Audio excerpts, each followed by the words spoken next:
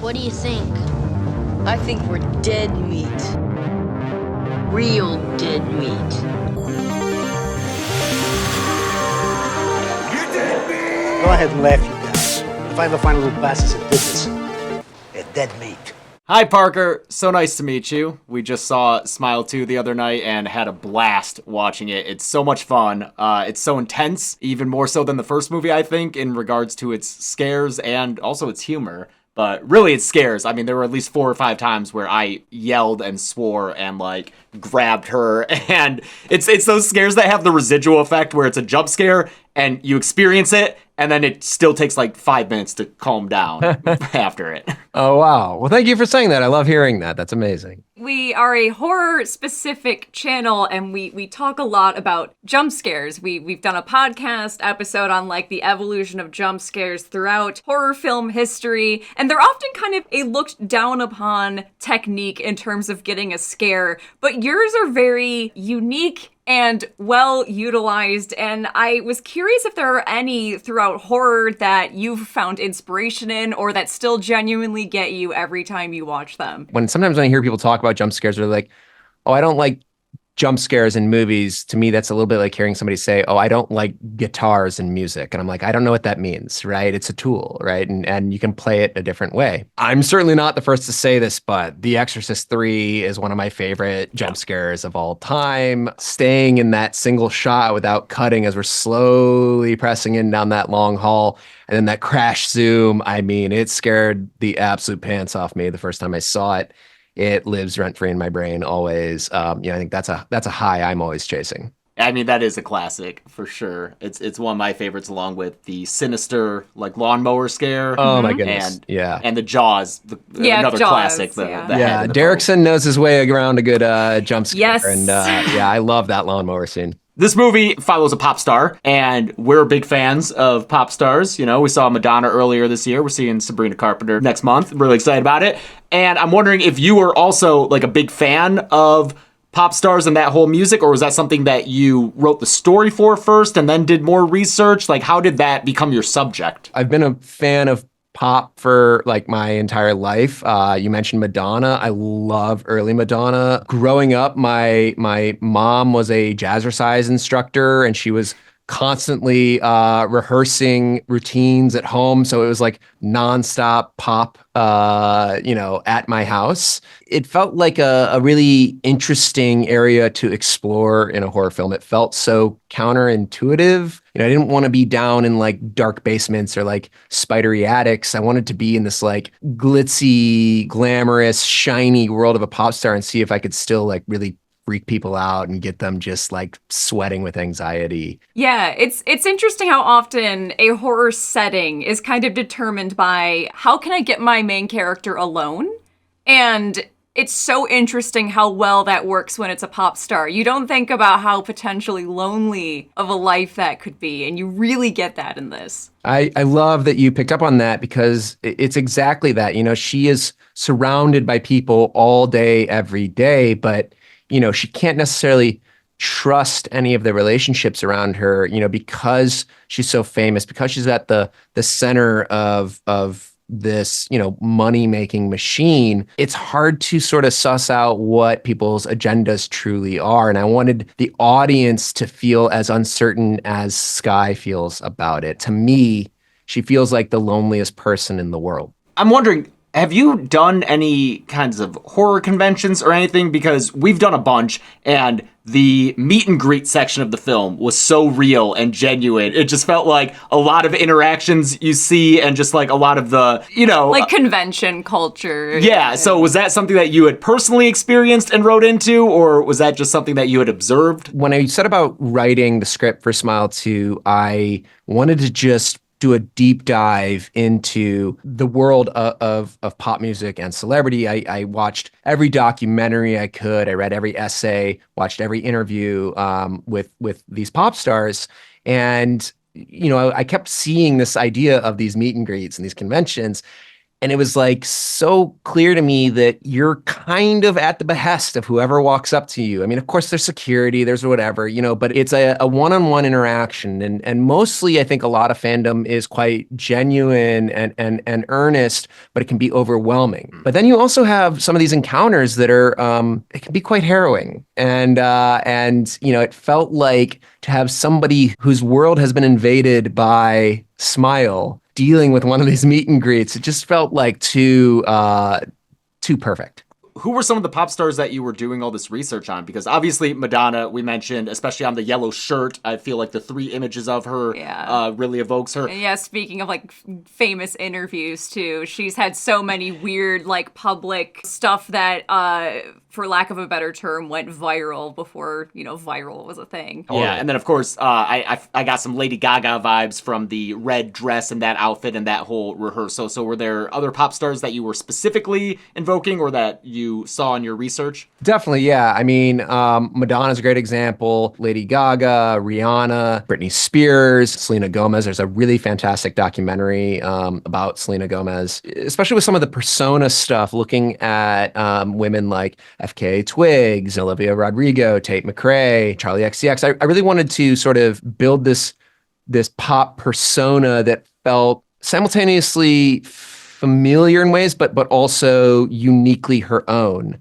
But then what I loved is that, again, separating that persona from the real human being, Sky Riley, the human, the person behind the velvet rope, that's a whole cloth invention. I wasn't really trying to look at any of those women for that, more for the public persona. Yeah, I love how imperfect she is, too. I think often in horror, there's a tendency to want to make your main character or your lead kind of like victim that you're following around. You want to make them perfect almost because you want the audience to feel for them and to be scared for them. But I love how, despite everything in this movie, she still is very likable, but she's very gray. And I think it's cool that we're seeing more and more roles like that for women where we get to empathize with a person that doesn't have to check all the boxes of, oh, they're a good person. Totally. I mean, I think I want my characters to be human, and I think that no human is all one thing. I think we're all incredibly complex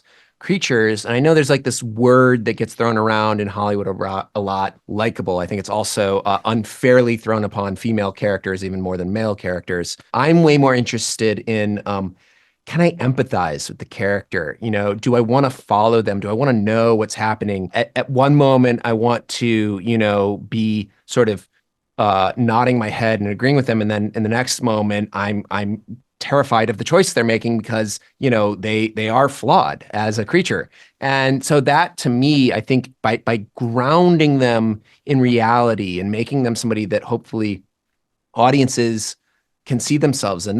The famous part of her, it exacerbates everything that's going on. But really, the human being, I wanted that to be universally relatable. And I wanted the audience to be able to see the best of themselves in her, but also things that are really uncomfortable that they feel on the inside in her. I think it's a great way to sort of horror as metaphor when it explores the human condition. That's when I think it's at its absolute best. Yeah, and I think Naomi Scott is the reason the character works so well. And I know that she's also a musician, so I'm wondering, did she help write the songs? I know she obviously performs them, but when it came to the actual songwriting, was she one of them? We have 5 original songs inside of the film. The moment that I handed in the first draft to the studio, I began reaching out to music producers and songwriters and sort of gave them this brief about the character and the kind of sound I was looking for, and demos started coming in. And eventually I ended up working with this wonderful singer-songwriter, producer, Alexis Ida Rose Kesselman, who wrote 4 of the songs in the film, and 2 of them she co-wrote with Naomi, which was such a really exciting process to get to just kind of be in the middle of that brain trust with the 2 of them. And then the music video song was created by this music producing duo called Take a Day Trip. And it was this very cool song. But what I wanted was, again, to blur the lines between reality and fiction, and to create a pop star who felt like she could exist in our world. And I wanted the music to be, catchy and addictive and like capital P pop, right? But to craft these lyrics that were really speaking to the themes and the character journey. And it was such a fun challenge to try to make those two things meet. And for the choreography of the sequences, because some of that is pretty elaborate and seems really legit. Yes. Oh, we love the Smile 2 dancers. They are, they are that troupe iconic. of dancers, Me so too. good. Yes.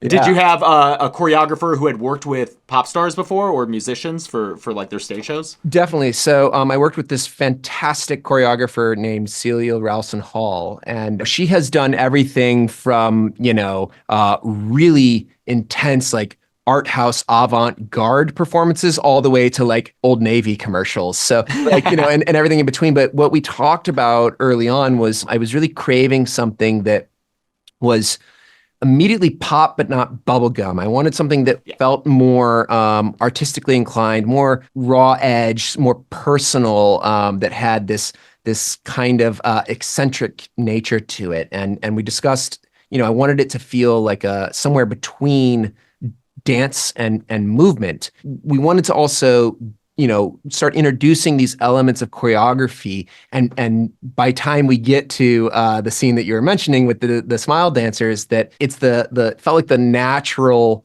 destination, right? To then bring that choreography into a really frightening, harrowing scene was a really exciting opportunity. But Naomi was, having to learn and rehearse all of this choreography while being in the middle of this incredibly intense horror film that she's in every scene. So hats off to her. Yeah, I mean, hats off to all of you. There's so many things I would love to discuss from, the humor of the movie. I was shocked by how funny it was. Like, the first movie had some spots of humor. This one, I was laughing so often. So many good, like, supporting character performances. That oneer in the beginning with Kyle is phenomenal. Yeah. How many hidden cuts are in there? Because I know that it couldn't have just been an actual long one take.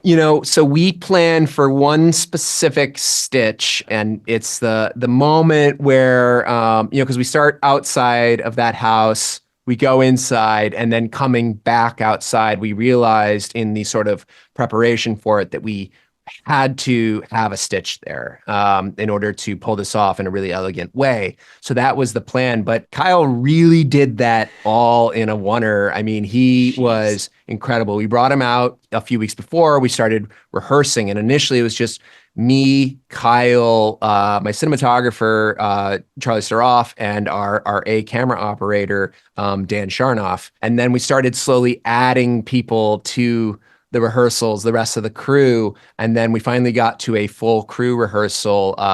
And then, that allowed us to basically, on the day when we were going to shoot, we all had this muscle memory, and it really allowed Kyle and the other actors and the operators and everybody who's running around behind the scenes to just, fall in like automatons and do their best work. Yeah, it's an incredible way to start the movie. Yeah.